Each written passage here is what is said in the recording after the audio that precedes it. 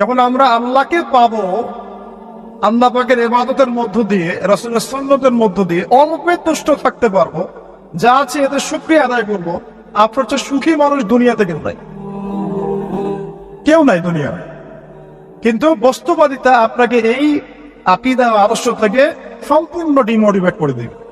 তো প্রিয় ভাই এবং বোনেরা যারা আলোচনা শুনছেন, আজকে আমাদের প্রথম সবক হওয়া উচিত দুনিয়ার নেশায় আমরা না পড়ি। আল্লাহ পাক আমাদেরকে তৌফিক দান। আল্লাহ পাক আমাদের সবাইকে যারা আলোচনা শুনছি দুনিয়ার প্রেমিক হওয়া থেকে বাঁচাক বলি আমি। দুনিয়ার প্রেমিক না, প্রেমিক হবো কার? আল্লাহর আখিরাতে। কতটুকু দাম আছে দুনিয়ার? আল্লাহ পাক বলছেন একটা মাছির পাখার সমানও না। একটা মাছির পাখার কি দাম আছে আপনার কাছে? আল্লাহ পাক বলছেন পুরো দুনিয়ার দাম আমার কাছে যদি একটা মাছির পাখার সমান হতো, তাহলে এই দুনিয়াতে কোনো কাফের মুশরিক পানি পান করতে পারতো না। তার মানে এই দুনিয়াতে যা করো করো, আমার তো কোনো দামই নাই। তো কালকেই তো আমি দুনিয়া ধ্বংস করবো। আর ওই যে দুই জাতির কথা বললাম, জিন এবং মানব জাতি, আপনারা সূরা আর রহমান পড়বেন। রহমান নামটা অনেক ব্যাপক, দয়াময়ের নাম। তার মানে আল্লাহ পাক মার্সিফুল, মোস্ট মার্সিফুল। কিন্তু এই সূরা আর রহমানে একটা ভয়ঙ্কর আয়াত আছে, কি? সানাফরুগু লাকুম আইয়ুহাস সাকলান। হে মানুষ এবং জিন, হে মানুষ এবং জিন, শীঘ্রই আমি তোমাদের দুইটা জাতিকে ডিল করার জন্য পারেক হচ্ছি, অপেক্ষা করতে থাক। মানে আল্লাহ পাক কুল্লু ইয়াউমিন হুয়া ফি শাআন, মানে আল্লাহ পাক কি করেন? সব সময় তার কাজে ব্যস্ত আছেন। মহাবিশ্বের তো গ্রহ নক্ষত্র গ্যালাক্সির অভাব নাই, মাখলুকের কোনো অভাব নাই। আল্লাহ পাক প্রত্যেকটা মুহূর্তেই তার কাজে ব্যস্ত আছে, তার কাজে শানে ব্যস্ত আছে। কিন্তু এই ব্যস্ততা থেকে ফারাক হবেন কাদের জন্য?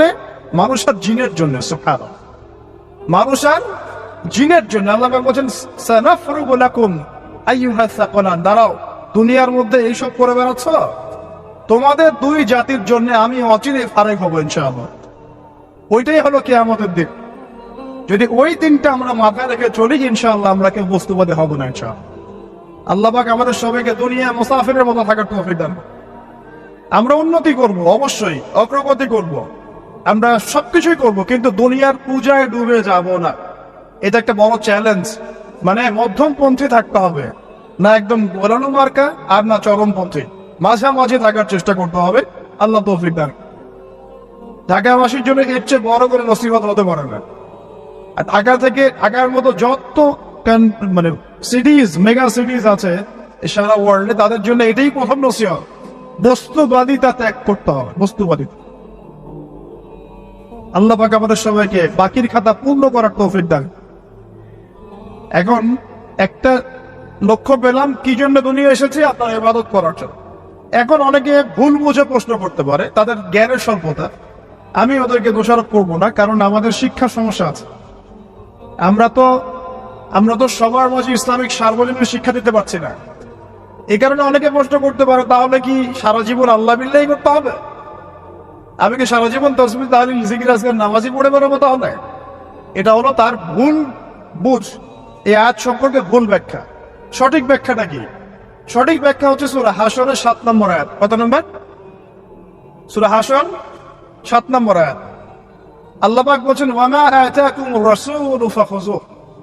রাসূলুল্লাহ সাল্লাল্লাহু আলাইহি ওয়াসাল্লাম তোমাদেরকে যা যা দিয়েছেন সব নিয়ে নাও। ওয়া মা নাহাকুম আনহু ফান্তাহু। রাসূল যা থেকে বিরত থাকতে বলেছে সমস্ত বিষয় থেকে দূরে থাক।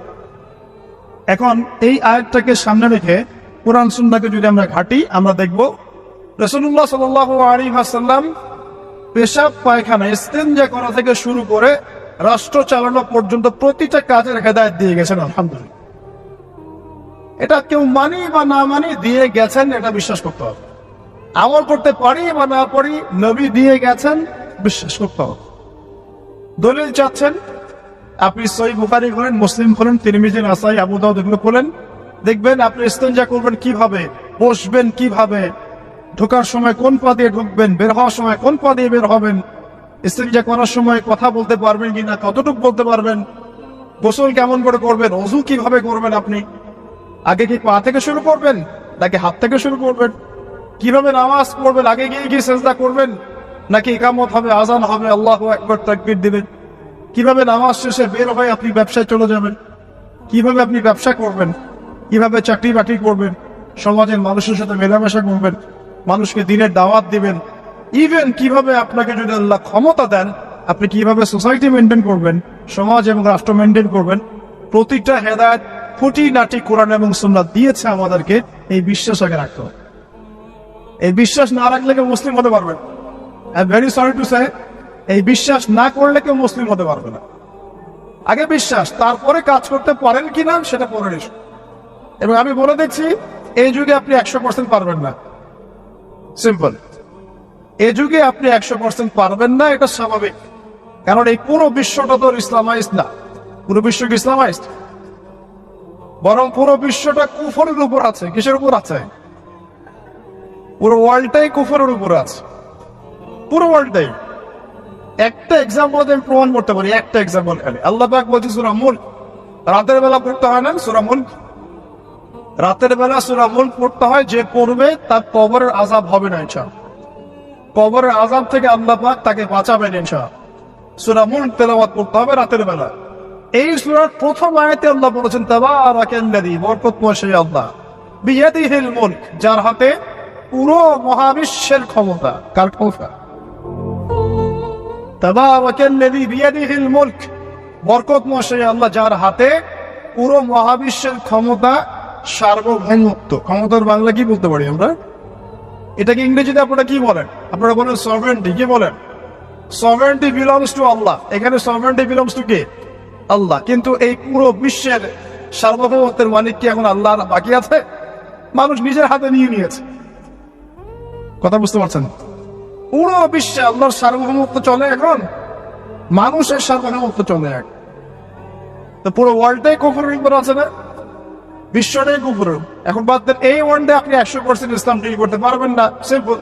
কিন্তু আগে বিশ্বাস করেন যে একদম টয়লেট থেকে শুরু করে আসমান পর্যন্ত সবকিছুই হেদায়েত কোথায় আছে, কোরআন সুন্নাহ আছে কি নাই?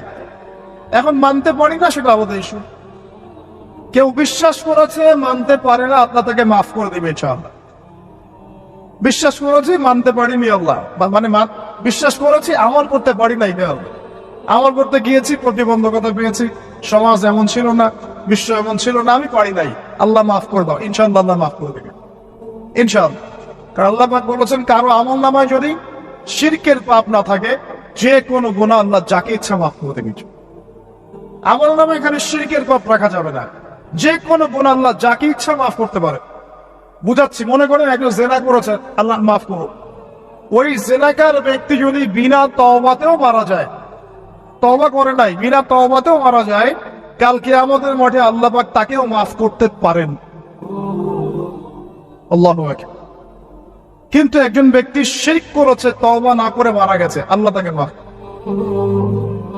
এখন শিরকের পাপ ছাড়া যে কোনো পাপ আল্লাহ মাফ করবেন ইনশাআল্লাহ। সো আগে আকীদা পোষণ করি যে হ্যাঁ, কোরআন সুন্নাহয় সবকিছুর সমাধান আছে আলহামদুলিল্লাহ। এখন আমি আমল করতে গিয়ে হয়তো পারছি না। এখন আমার বিশ্বাস চলমান বিশ্বের সাথে সংঘর্ষিত হচ্ছে, এবং এই বিশ্বাসকে দমিয়ে দেওয়ার জন্য কি করা হচ্ছে? এই বস্তুবাদিতার মতো আদর্শগুলো আপনার সামনে তোলা হচ্ছে। এখানে উত্তরটা কি? এখানে উত্তরটা হচ্ছে, দেখুন, ইবাদত মানে শুধুমাত্র নামাজ, রোজা, হজ, যাকাত নয়। ইবাদত মানে শুধুমাত্র নামাজ, রোজা, হজ, যাকাত নয়, বরং আমার জীবনের প্রতিটা সেক্টরই ইবাদত বলে কাউন্ট হবে যদি আমি সেই কাজটাকে নবীর সুন্নাত অনুযায়ী করতে পারি। আমার কথা কি বুঝতে পারছেন? এই হলো ব্যাখ্যা, ওয়া খালাকতুল জিন্না ওয়াল ইনসা ইল্লা লিয়াবুদুন। আমি জিন আর মানুষকে শুধু আমার ইবাদত করার জন্যই সৃষ্টি করেছি। আপনার ইস্তেনজা করাটা ইবাদত। সুবহানাল্লাহ। আমার ইস্তেনজা করা কার প্রয়োজন? আমার না, ইসলামের না আল্লাহ পাকের। নাউজুবিল্লাহ। ইস্তেনজা কার জন্য করে? আমার প্রয়োজন। আমাকে এখন ইস্তেনজা করতে হবে, কষ্ট দিচ্ছে আমাকে। খাবার খাবেন, কার জন্য খাচ্ছেন? আমার জন্য নয় কি? আমার জন্য। আপনি ব্যবসা করছেন, কার জন্য? আমার জন্য, আমার স্ত্রী সন্তান, আমার পরিবারের জন্য। আপনি সমাজটা হচ্ছেন কার জন্য? আপনার জনগণের জন্য। এখানে স্বার্থ কার? মানুষের না আল্লাহ। আমার স্বার্থে আমি এই সব কাজগুলো করব, নবীর সুন্নাহ অনুযায়ী করব, তাহলে দুনিয়াবি কাজগুলোতেও আল্লাহ পাক নেকি দিয়ে দিবেন ইনশাআল্লাহ। কেমন দুনিয়াবি কাজ? স্ত্রী সহবাস করা, স্ত্রীর সাথে ভালোবাসা প্রণয় বিনিময় করা। আপনি স্ত্রীর দিকে তাকিয়েছেন, নেকি হয়েছে। স্ত্রীর হাতটা ধরেছেন, নেকি হয়েছে। স্ত্রীকে আদর করেছেন, নেকি হয়েছে। তার মুখের মধ্যে ভাত তুলে দিয়েছেন, নেকি হয়েছে।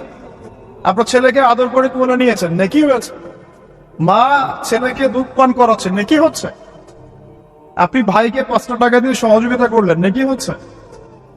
একজন এসে বসতে পারছিল, জায়গা ছেড়ে দিলেন, নেকি হচ্ছে। ইভেন রাস্তায় হাঁটছেন, এক মুসলিম ভাইয়ের সাথে সাক্ষাৎ হলো, সালাম দিলেন, মুচকি হাসি দিলেন, নেকি হয়ে গেল। তাহলে আমরা কিভাবে বলতে পারি যে ইসলাম কি শুধু নামাজ রোজা হজ জায়গাতেই স্বীকৃতি দেয়, এগুলো করতেই দুনিয়াতে আসছি, নাকি সব কাজই ইবাদত? আমার আলোচনা কি পরিমাণ আছে? আমাদের জীবনের প্রতিটা কাজই ইবাদত, যদি সেটা রাসূল সাল্লাল্লাহু আলাইহি ওয়াসাল্লামের সুন্নাহ মতো করা হয়। 3টা জিনিস খেয়াল রাখতে হবে। কয়টা জিনিস ভাই? এক, সেই ইবাদত হতে হবে আল্লাহর সন্তুষ্টির জন্য। এই যে আমি স্ত্রীর মুখে ভাত তুলে দিচ্ছি, তার কাছ থেকে কিছু পাওয়ার আশায় নয়, আমি দিচ্ছি আল্লাহর সন্তুষ্টির। আমি যে একজন মুসলিম ভাইকে হাসি মুখে সাক্ষাৎ করলাম, ও আমাকে ভালো বলবে, পরে আমাকে হেল্প করবে, এমন এই জন্য নয়, আল্লাহ পাক সন্তুষ্ট হবেন তাই। আমি নামাজে দাঁড়িয়েছি, লোকে আমাকে ভালো বলবে এই জন্য দাঁড়াই নাই। দাঁড়িয়েছি কেন? যাতে আল্লাহ আমাকে কালকে আমাদের মঠে বাঁচাও। আমি দাড়ি ছেড়ে দিয়েছি কেন? মানুষ আমাকে হুজুর বলবে তাই, এই জন্য না, বরং আল্লাহ রাসূলের সুন্নাত জীবিত করেছি, ইনশাআল্লাহ আমি 50 জন শহীদ সাহাবের নেকি পাবো ইনশাআল্লাহ। কেন আমি টাকনুর নিচে কাপড় পরছি না? কারণ কি মানুষ আমাকে বলবে নতুন ফ্যাশন? না, আমি এই কারণে পড়ছি যাতে রাসূল সাল্লাল্লাহু আলাইহি ওয়াসাল্লাম কালকে আমাদের মাঠে এই সুন্নাহর উপর আমল করার জন্য আমার পক্ষে সুপারিশ করে। আমার ইবাদত, আমার পর্দা, আমার পরিবার, আমার ব্যবসা, আমার অর্থনীতি, আমার পলিটিক্স সবকিছু আল্লাহর জন্য করব। এই একটা হলো মূলনীতি ইবাদত কবুল হওয়ার। 1, 2, সেই আমলটা হতে হবে রাসূলের সুন্নাহ মোতাবেক, অন্য কোনো পদ্ধতিতে নয়। মনে করেন আমি একজন খুব বড় বুজুর্গ হয়ে গেছি, নাউজুবিল্লাহ, না আমরা এত বড় বুজুর্গ হয়ে যাই নাই, যে টাইটেলগুলো আপনারা দেন এগুলোর কোনো প্রয়োজনও নাই। এখন একজন বড় বুজুর্গ এসে যদি আপনাকে কোনো ইবাদতের পদ্ধতি শিখিয়ে দেয়, এই পদ্ধতিতে ইবাদত করো, অনেক ভালো হবে, কিন্তু ওই পদ্ধতির সাথে রাসূলের এবং সাহাবীদের পদ্ধতির কোনো মিল নাই। মুখরোচক মনে হলো, দেখতে সুন্দর মনে হলো, এবং অনেক মানুষ তা করছে, এরকম দলিল থাকলেও সেই কাজটা করা যাবে না। কারণ কি? কারণ সেই কাজটা রাসূল সাল্লাল্লাহু আলাইহি ওয়াসাল্লামের সুন্নাহ মাফিক হয়নি। আল্লাহ রাসূল করেন নাই, সাহাবীরা করেন নাই, বাস আমি করবো না। ইমামরাও করেন নাই, পরবর্তী জেনারেশনে কেউই করেন নাই। এখন যত ভালো টাটকা মজা লাগুক, দেখতে সুন্দর লাগুক, বহু মানুষ করছে, এইসব দলিল ইসলাম টিকবে না। আল্লাহ পাক বোঝার তৌফিক দান। 1 নম্বর শর্ত আল্লাহর সন্তুষ্টির জন্য হতে হবে। 2 নম্বর রাসূলের পদ্ধতিটা হতে হবে। 3 নম্বর খুব ডিফিকাল্ট, 3 নম্বরটা বেশি ডিফিকাল্ট। প্রথম 2টা পার হয়ে গেলেও 3 নম্বরে গিয়ে আমরা আটকে যাচ্ছি। আর বলবো, রাগটা করবেন না তো। 3 নম্বর হচ্ছে রিজিক হালাল হতে হবে। রিজিক হালাল হতে হবে। পশ্চিমের আদলে গড়া এই পুরো বিশ্বের বেশিরভাগ মানুষের রিজিক এখন হারাম। কেন হারাম? কারণ কোনো না কোনো ভাবে আমরা সুদের সাথে সম্পৃক্ত হয়ে যাচ্ছি, কোনো না কোনো ভাবে। আর নবীজি অনেক আগেই বলেছিলেন, 1400 বছর আগে, যে একটা জামানা তোমাদের সামনে আসবে, যে মানুষ সুদ খেতে চাইবে না, তার গায়েও সুদের ছিটা ফোটা গিয়ে লাগছে কি দেখো। আপনি খেতে চাইবেন না, আপনাকে মেসেজ পাঠিয়ে দেওয়া হবে আপনার অ্যাকাউন্টে এত টাকায় যোগ হয়েছে। কি করবেন এখন? টাকাটা আপনি সুদের টাকা। সুদের টাকা মানে কি? 1 দিরহাম যে ব্যক্তি সুদ খেয়েছে, সে যেন 36টা মেয়ের সাথে জিনার পাপ করেছে। সহিহ বুখারী হাদিস, একদম অকাট্য, সহিহ, সনদ সহিহ, এমন না জয়ীফ জাল, এমন নয়।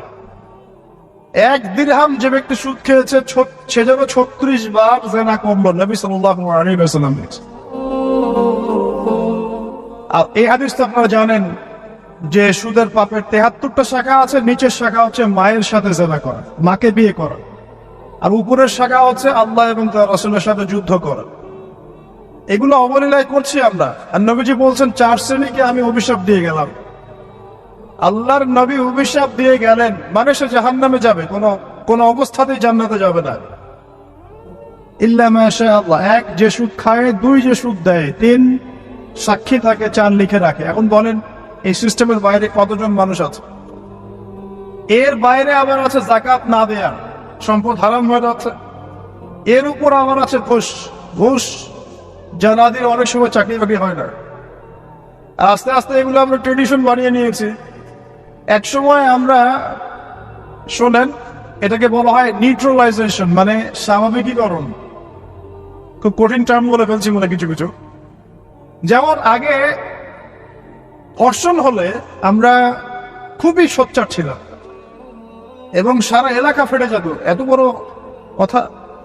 কেউ মাপে কম দিলে, ধরা পড়লে চক্ষু লজ্জায় সে সমাজে চলতে পারতো না। কেউ চুরি করলে চক্ষু লজ্জায় বের হতে পারতো না।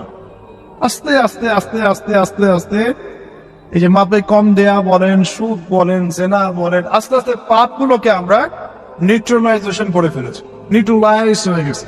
হ্যাঁ, দর্শন ডেইলি 4-5টা হয়, সুদ সবাই খায়, আমিও খাই। জেনা তো সবাই করে, বয়ফ্রেন্ড গার্লফ্রেন্ড ফ্রি মিক্সিং আছে, আমি করলে সমস্যা কি? ওর তো 4টা, আমার তো মাত্র 1টা। ওর চেয়ে আমি ভালো।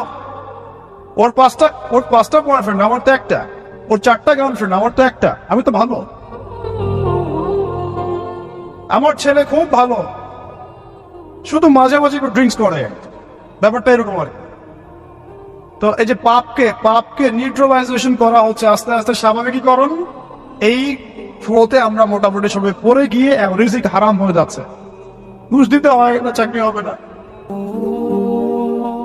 আবার দেখেন জাকাত না দেওয়ার মধ্য দিয়ে রিজিক হারাম করে ফেলছি, সুদ খাওয়ার মধ্য দিয়ে করছি, ঘুষ নেওয়ার মধ্য দিয়ে করছি, কোনো কোনো ক্ষেত্রে করাপশন, অন্যের সম্পদ আত্মসাতের মধ্য দিয়ে করছি। এর বাইরে যারা ব্যবসা করছি, আমরা যে দুধে দেওয়া তুলসী পাতা এমনও নয়, কোনো কোনো সময় মাপে কম দিচ্ছি।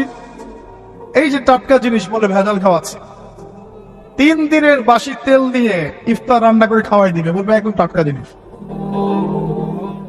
রমজান মাস আসছে সামনে না, কত যে মানুষ বের হবে যারা তারাবির নামাজ পড়বে একদম 20 রাকাত, ওখানে রাকাত নিয়ে ঝগড়া হবে। ঠিক ওরাই যখন দেখবেন বিকালে দুপুরে ইফতার বিক্রি করবে, বিভিন্ন পণ্য বিক্রি করবে, দেখবেন যে দুনিয়ার বাসি পচা আপনাকে খাওয়াই দেবে।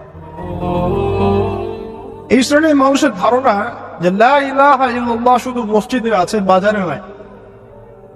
এটা ধারণা লা ইলাহা ইল্লাল্লাহ মুহাম্মাদুর রাসূলুল্লাহ এটা মসজিদে আছে, বাজারে, সমাজে, অন্য জায়গায় নাই। এটা তাদের ধারণা।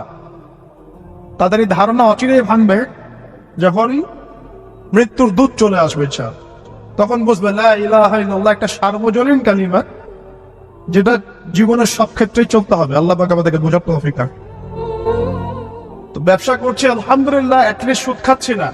তবে এতটুকু মনে রাখবেন, ব্যবসায়ীদের অসততার কারণে, আমানতের খেয়ানতের কারণে একটা আযাব আসে। হাদিসের মধ্যে আসছে একটা আযাব আসে।